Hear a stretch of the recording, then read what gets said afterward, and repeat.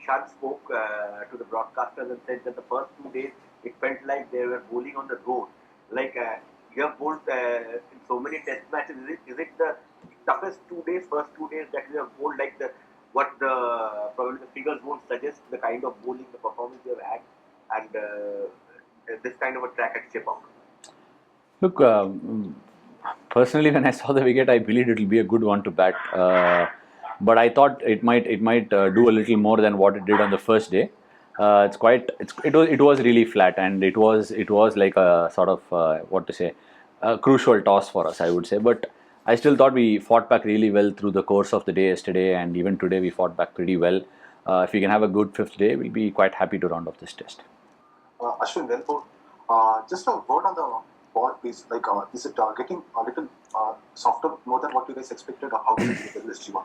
See, this game, the ball was pretty. I mean, it was very bizarre for us because I've never seen an SG ball tear through the seam like that before. It could well be a combination of how hard the pitch was on the first 2 days. Even in the second innings, after the 35th, 40th over, the seam started to sort of peel off. It was bizarre. I mean, I haven't seen an SG ball like that in the last so many years. But yeah, maybe it could be due to the pitch and the hardness of it through the center, which is making the ball get scuffed up like that. But we will have an answer for it going through the series. Hi Ashwin, can you hear me? Yes, of course. Ashwin, before England came, we knew that especially a guy like Joe Root is going to employ a lot of the sweep shot because that's his trademark and he's been doing it a lot in his career. So he did that quite often here also.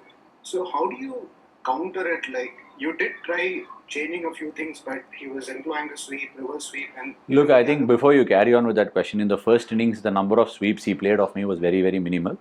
He was very careful in how he was going to sweep because we had plans in place and we had lines in place. When good players play, you can make your plans. Sometimes it works and sometimes it doesn't. But if you have the further question to go on from there, I'll let you ask me now. No, not just you. We saw him trying to do that a lot against Shahbaz Nadeem as well. So when he probably did that in the second innings, he was not the same. He was not at the same comfort level. I thought he was getting beaten in the flight, and also it does make a difference when you play on a day 1 pitch and a day 4 pitch. There is a massive difference. It's not the same because the pitch out here tends to get slower and slower, and the runs start to go a little squarer of the pitch, which is something that as a player from this part of the country I do understand, and that's how it works. Ashwin, we saw the ball keep a bit low today, for example, when Bumrah bowled to Root. Do you think Archer and Anderson will also have a big role to play tomorrow? And also, if you could speak about Ishant's achievement of 300 test wickets. You've been a teammate of his for the last 10 years and you've seen him put in the hard work. So, yeah, you could speak Ishant as well. Look, Ishant has been one of the most hardworking cricketers that I have seen in that Indian team dressing room. He's worked extremely hard for more than just one reason, because being that tall itself requires a lot of facets to be managed through a career which has spanned out to almost 14 years now, if I'm not wrong with the number. So from the Ishant that went to Australia, got Ricky Ponting out, and then has gone through so many other tours. He's had his fair share of injuries. For a fast bowler to get close to 100 tests in India is not a joke, and it's a fantastic achievement. And 300 club, he's the third Indian fast bowler to get there, and the only one that's closer to him after that is probably Javagal Srinath, who's the match referee of this game. So I can keep going on and keep complimenting Ishant, but I really do wish to see him get to 400 and probably 500, which will be a sort of a roadmap for a lot of Indian quicks going forward. Yes. I think I forgot the first half of your question. He had asked when the ball was keeping low. So see, look, I think even in the first innings, Jassi got a couple of LBWs. I think he might have even dismissed Dom Best's LBW with the one that just probably stayed a bit low. There are a few things that we need to understand when it comes to Jassi's bowling. The arm path is very different to that of what Anderson and Archer have. And these two are exponents of the subcontinent conditions. They've been playing first class cricket through in India. So I think it's a facet of the game. Sometimes it goes unnoticed or unobserved from the outside, which I think might not necessarily happen. Do you think the wicket will play nicely? Hi Ashwin, it's a two-part question. One is, what did the team make of England's approach in the last session? And do you think this Indian team's recent efforts in chase had something to do with that? And the second part is, Varun, What let's is limit it to No, one just question. just I'll freeze you at the first start because I tend to forget it. So you can ask after I finish. I think the approach was something that we probably expected that they will try and put probably 430, 440 on the board.